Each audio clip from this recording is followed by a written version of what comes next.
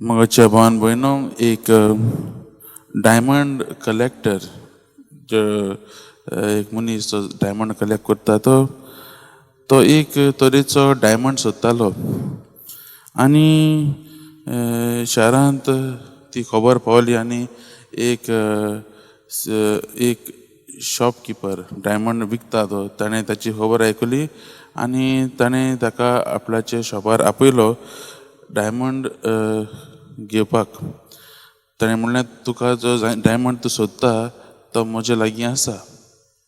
आनी हो diamond collector वता आनी जेन्ना हो शॉपान येता शॉपकीपर आपल्या सेल्समॅनाक सांगता हो एक व्हड मनीस जायते डायमंड तो कलेक्ट करता आनी हाका हो डायमंड विकूंक तुवें प्रयत्न करूंक जाय.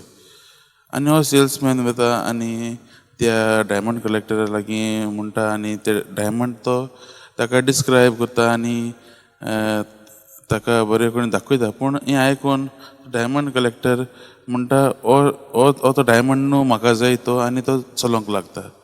हें पळोवन ओनर जो आसा जाणें जाका आपयल्लो तो धांवून वता आनी ते डायमंड कलेक्टराक म्हणटा मातसो आनीक एक चान्स दी म्हाका आपूण तुका डायमंड होच तो तुका जाय तो. आनी हो डायमंडाचो जो ओनर आसा तो त्या डायमंड कलेक्टराक आनीक एकदां तो जावन ताका डायमंडाची विशीं सांगता आनी थोडेच वेळान हो डायमंड कलेक्टर तो डायमंड घेवन परत वता. आनी वेताना न्हू हो त्या ओनरा लागीं विचारता तुजे सेल्समॅनान जेन्ना तुवें म्हाका सांगलोलें तेन्ना म्हाका कांयच दिसूंक ना हो डायमंड घेवंक.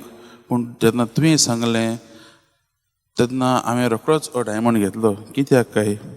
आनी हो सेल्समॅन ओनर म्हणटा तो म्हजो बरो सेल्समॅन आनी ताका डायमंडाची सगळी खबर आसा. पूण म्हाका तितली खबर ना. पूण म्हजें आनी ताच्या मदीं डिफरन्स म्हणल्यार ताका डायमंडाची खबर आसा पूण ताका म्हजे भशेन ताका डायमंडाचो मोग ना. मोगाच्या भावान भयणो आयज आमच्या जिवितांत आयज भाग्यवान मारिया मग्दलेनाच्या जिवितांत तेंच आमी पळयता.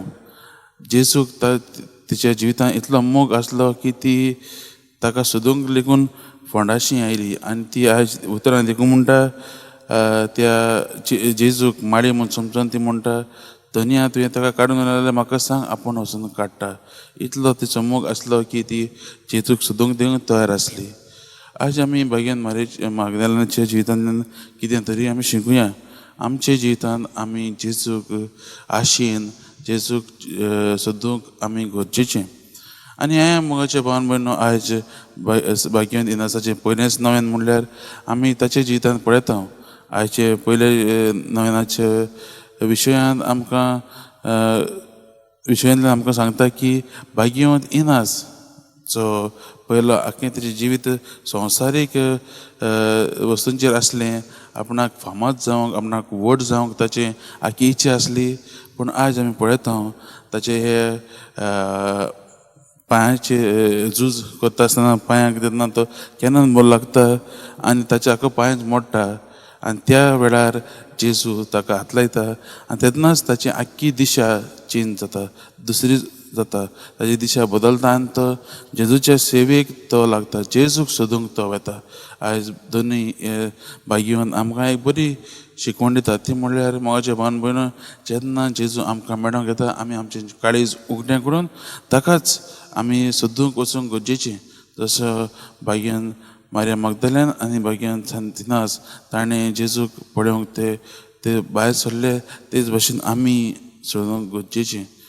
आमी आमच्या जिविताचेर नदर मारुया आनी पळोवया आमच्या जिवितांत जायते फावटी जायते कश्ट जातात त्रास जातात. आमी जेजूचेर आमची नदर घालतात काय वो ना ती आमी पळोवंक गरजेचें. आमी जाता ते भशेन जेजू लागीं वेळ सारून ताका अणभवूंक गरजेचो आनी ताचेच भरवशाचे फुडें जावंक गरजेचें. हें जावन दी आमचें मागणें आनी देवा लागीं आमी हीच कृपा आनी बळ मागुया. आमच्या जिवितांत आमकां बरे क्रिस्ताचे पाटलादार ताचेरच आदारून चलूंक आमकां आदार आनी घोटाय आमी मागुया.